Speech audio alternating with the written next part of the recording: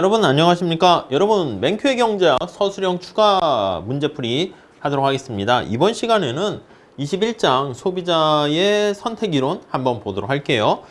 자, 우선 소비자가 어떤 선택을 합니까? 라고 하면은요, 먼저 기본적인 거 요거 한번 체크해 볼까요? 자, 이렇게 할게요. 자, 우선 소비자잖아, 소비자. 자, 소비자가 목적이 뭐야? 이거 할 때는 목적식과 제약식이 있어야 됩니다. 자, 목적식은요, 모든 게 다 그렇듯이 소비를 통해서 만족을 극대화합니다. 그것을 효용이라는 표현을 쓸 거예요.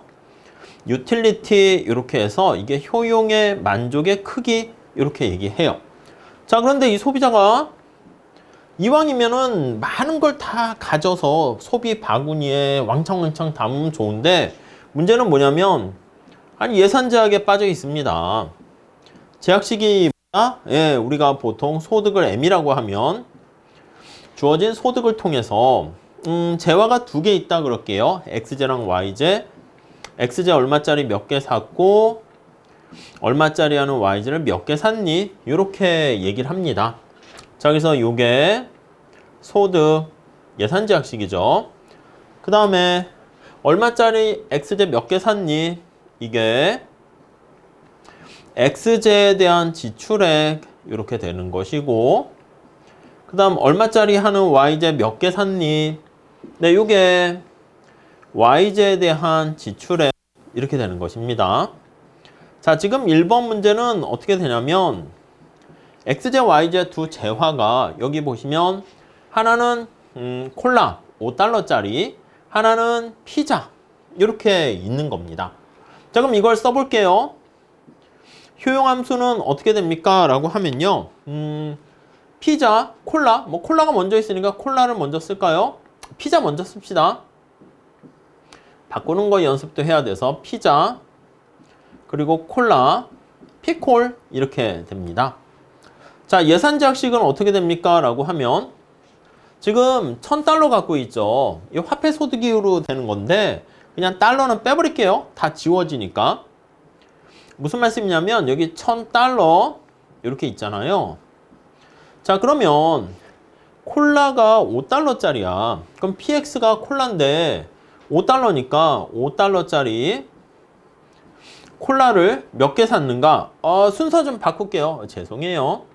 이렇게 해도 상관없는데 순서를 맞춰서 하니까 앞에 피자를 놨으니까 피자가 10달러야. 10달러짜리 피자를 몇 개 샀는가? 이게 피자의 지출액이죠. 콜라는 5달러잖아. 5달러짜리 콜라를 몇 개 샀는가? 이렇게 되는 겁니다. 이해 가세요? 아니, 그러니까 여기 나와 있는 것처럼 이 달러, 달러, 달러는 다 지워진다고. 그래서 우리가 다시 정리하면 여기 1000이라는 요거는 여기 10짜리 10p라고 쓸게요. 더하기 5콜 이렇게 되는 거 알 수 있습니다. 자, 예산 제약을 그리고 기울기를 나타내세요 하면, 자, 이게 관심사가 수평축에 피자, 여기다 콜라 이렇게 있죠? 자, 그러면 내가 피자만 사면 어떻게 돼? 1000 가지고 10달러짜리 1000달러 가지고 몇 개 살 수 있어요? 100개 살 수 있죠? 100개. 콜라는 5달러짜리니까 1000달러 가지고 200개 이렇게 살 수 있죠. 자, 그러면 여기 나와 있는 것처럼 이렇게 되는 거 알 수 있습니다. 이게 예산선이고, 이 기울기가 어떻게 됩니까? 라고 하면 기울기는 마이너스 2 이렇게 됩니다. 이제 마이너스는 우리가 py분의 px 해가지고 교환 비율이 되는 건데 마이너스 의미 없으니까 우아양하잖아. 교환 비율이 관심이 있으니까 여기 보시면은 피자의 가격과 콜라의 가격의 상대 가격 이렇게 보시면 되겠습니다. 마이너스 붙여도 되고요. 이렇게. 그러니까 지금 말씀드린 것처럼 피자를 수직축에 놓고 콜라를 수평축에 놓으면 이게 반대로 2분의 1 이렇게 될 겁니다. 오케이? 이해되시겠죠? 자, 그 정도 정리하시죠. 다음 문제 볼게요. 네, 이렇게 한번 봅시다. 2번. 자, 콜라와 피자의 무차별 곡선을 몇 개 그려보아라. 이게 효용함수가 주어져 있지 않은데 콜라와 피자가 둘 다 효용을 증가시키는 거라고 할게요. 자, 그래서 여기는 피자의 소비량, 콜라의 소비량 이렇게 보면 우리가 이제 미시경제학 하면 다양한 효용함수를 무차별 곡선을 그릴 텐데 여기서는 그냥 일반적인 특성을 나타내서 이렇게 표현을 할 수가 있겠습니다. U0, U1, U2 이렇게 한번 보시죠. 자, 무차별 곡선, 등효용 곡선이죠. 효용의 크기가 같은 점들을 연결한 곡선이다.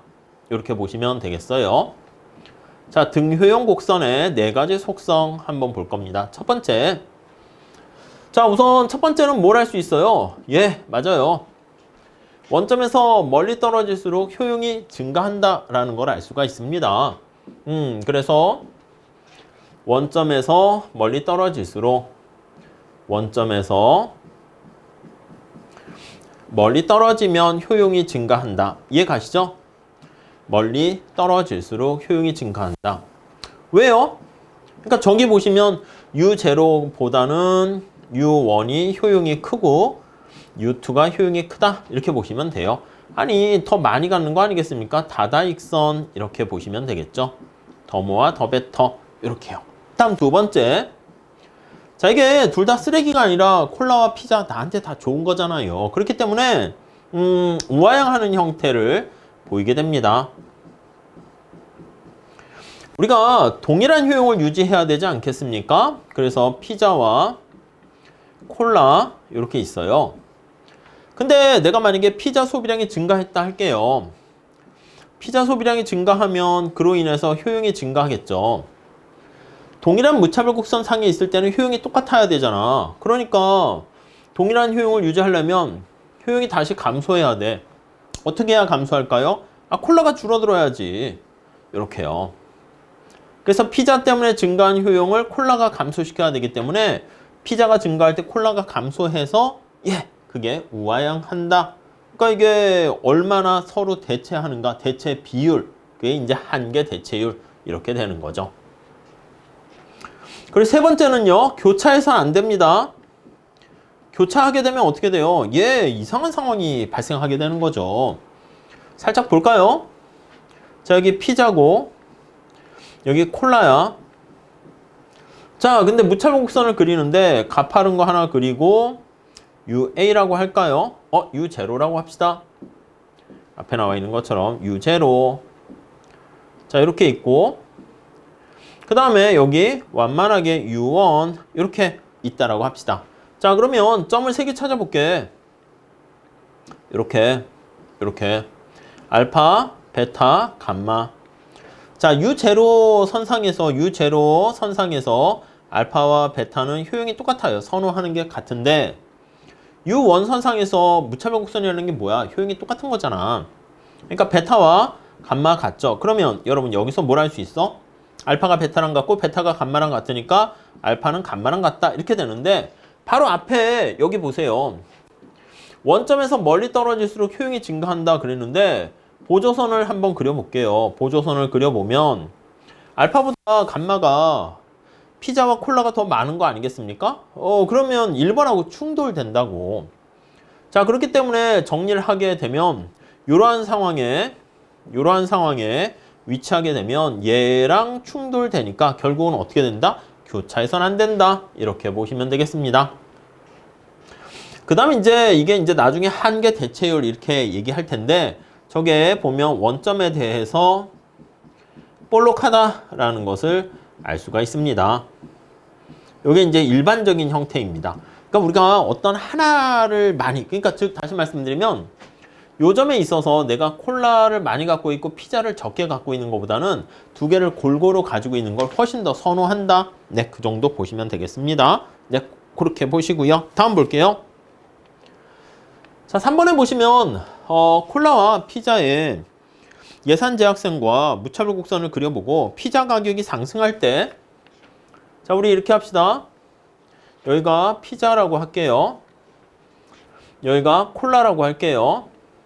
우리 예산 제약식이 이렇게 있는 거죠. 그럼 효용 극대화되는 무차별 곡선이 이렇게 있습니다. U0라 할게요. 이 옛날 예산선이니까 P0라 합시다. 자, 여기서 효용 극대화 선택점이 어떻게 됩니까 하면 이렇게 되는 거야. 이렇게. 이해 가시죠? 자, 그래서 우리가 여기 나와 있는 것처럼 요 점이 A점이 효용 극대화 이렇게 되어 있습니다.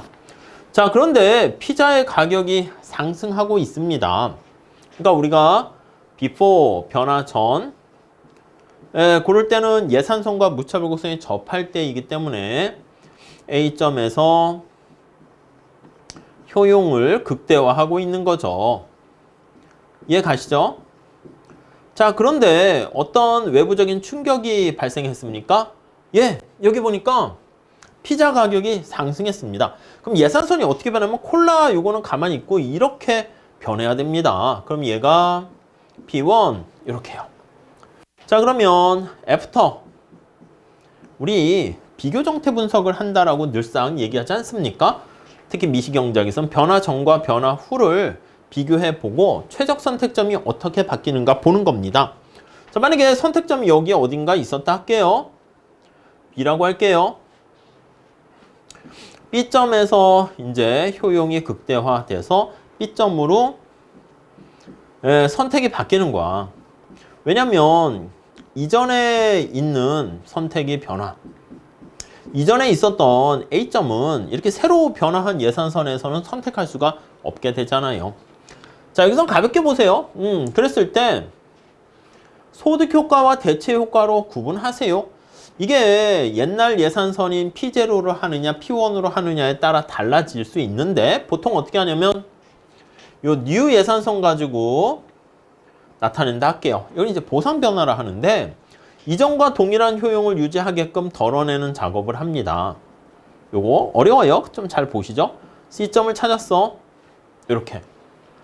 자, 그래서 원래 우리는 A점에서 B점까지 간 게 최종 선택점이잖아요. 다시 저기 A점에서 B점으로 간 게 최종 변화인데 이걸 우리는 가격 효과라고 합니다.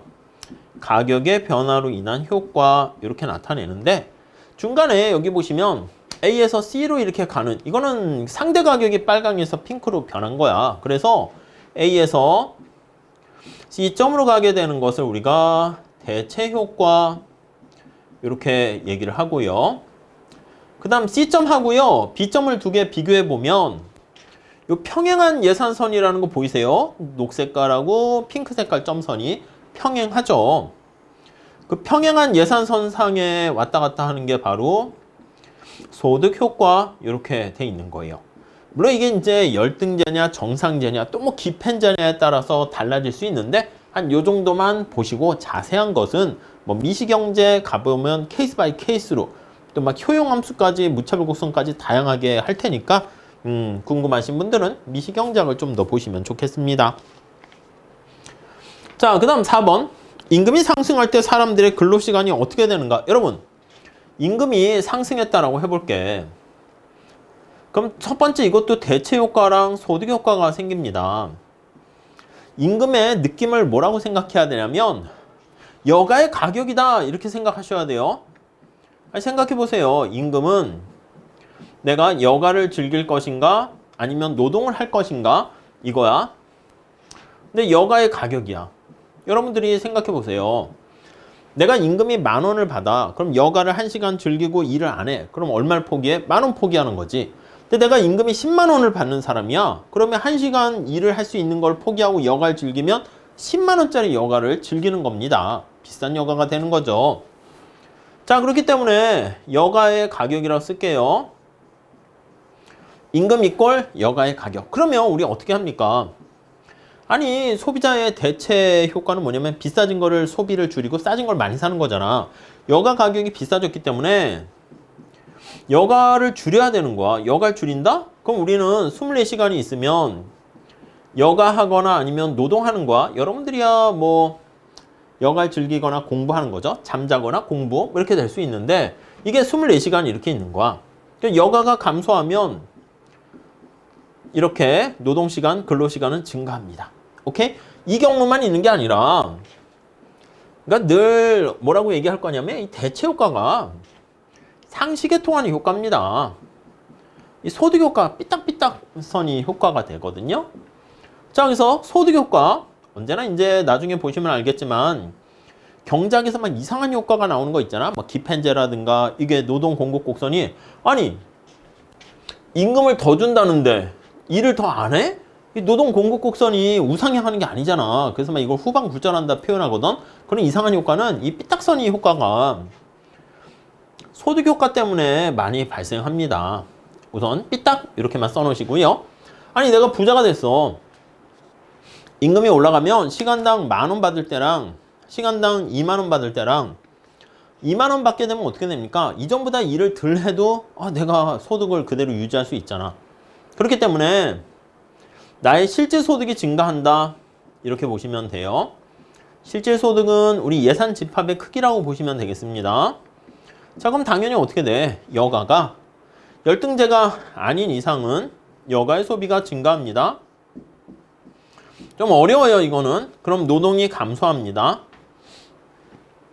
자, 최종적으로 이 대체 효과랑 소득 효과가 같이 맞물려서 결정이 되는데 지금 여기 있는 것처럼 대체 효과보다 소득 효과가 작으면 대체 효과가 크면 임금이 올라갈 때 노동 공급은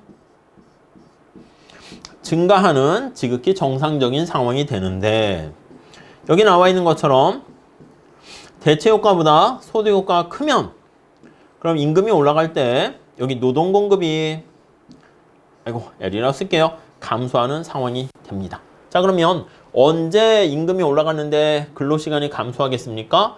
임금이 올라갔을 때 여기 나와 있는 대체 효과보다 소득 효과가 더 클 때 요거는 정상제여야 됩니다.